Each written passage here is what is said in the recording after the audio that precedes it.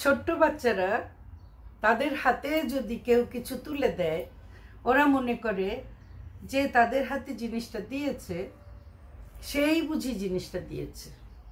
কিন্তু অনেক সময় আমরা ক্যারি করতে সুবিধার জন্য অন্যের সাহায্য নেই, তারা দেয়।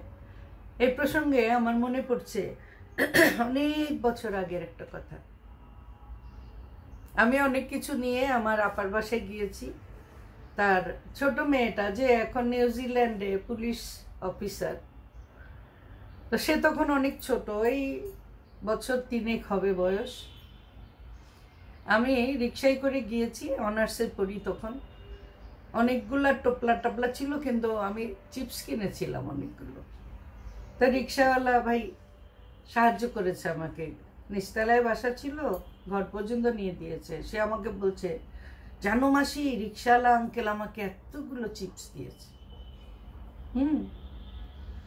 তা আমি বললাম, তাই নাকি? রিক্সাওয়ালাটা তাইলে তো খুব ভালো, তোমার রিক্সাওয়ালা আঙ্কেল। বলছে, হ্যাঁ, আমাকে কতগুলো চিপস দিয়েছে।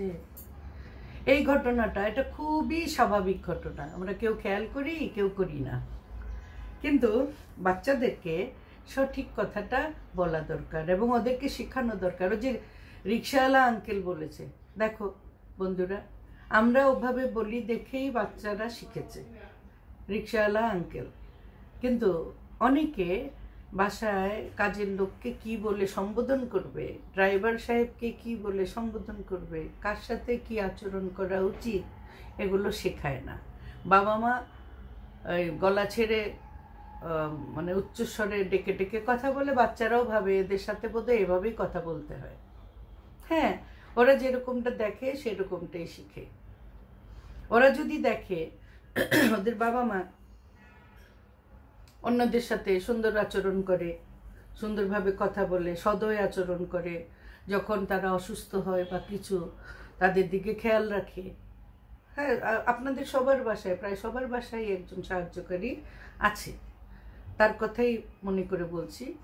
বাচ্চারা যখন দেখে তাদের বাবা মা সদয়, ওরাও সদয় হতে শিখে।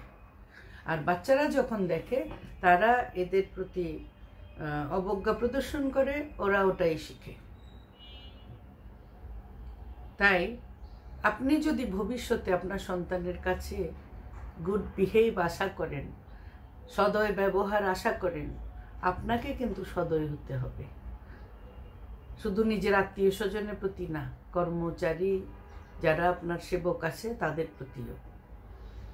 আচ্ছা, যারা আমাদের বাসায় কাজ করে দেয়, হেল্পিং হ্যান্ড বলে যাদেরকে, এই সাহায্যকারী হাতগুলো, ওরাও তো মানুষ, রোবট না। ওরা তো অসুস্থ হতে পারে। শুনি কারো কারো বাসায় এই এদের অ্যাবসেন্সে বেতন কাটা হয়। ওরা টাকা পায় কয়টা, বেতন কয় টাকা বেতন পায়, সেখান থেকে কাটা হয়। এবং নিজেরাই জানেন, যত বড় চাকরি করেন, যদি বেশি টেস্ট করতে হয়, অসুস্থ হয়, বুঝেন কতগুলো টাকা চলে যায়। ওদেরও তো খরচ হয়। কোথায় সেখানে আপনি একটু সদয় হয়ে 500, 1000 একটু বাড়তি দিবেন তা না, বেতন যদি কাটেন, ওদের যে একটা শ্বাস পড়ে না, এটা কারোর জন্য ভালো হয় না। আর এটা আপনার সন্তানও দেখে দেখে শিখে। ভবিষ্যতে সে আরও একটু বেশি নির্যাতনকারী হয়ে উঠতে পারে। আর আপনি যদি বাচ্চাকে শিখান, যাকে দিয়ে কোনো কাজ হয় না, তার সাথে সম্পর্ক রাখার দরকার নাই, তাকে পালনের দরকার নাই, কোনো কাজে লাগে না,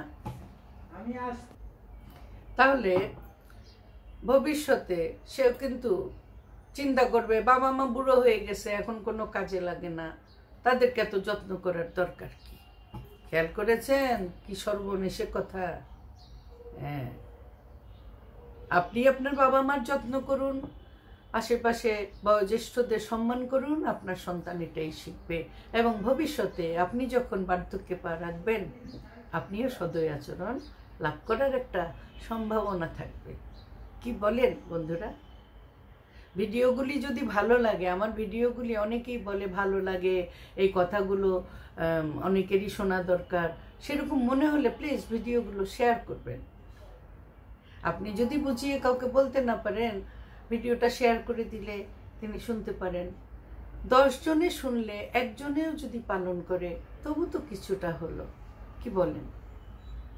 আজকে এই পর্যন্তই থেমে গেলাম। ভালো থাকেন সবাই, যেন ভালো থাকেন এই আশা করি।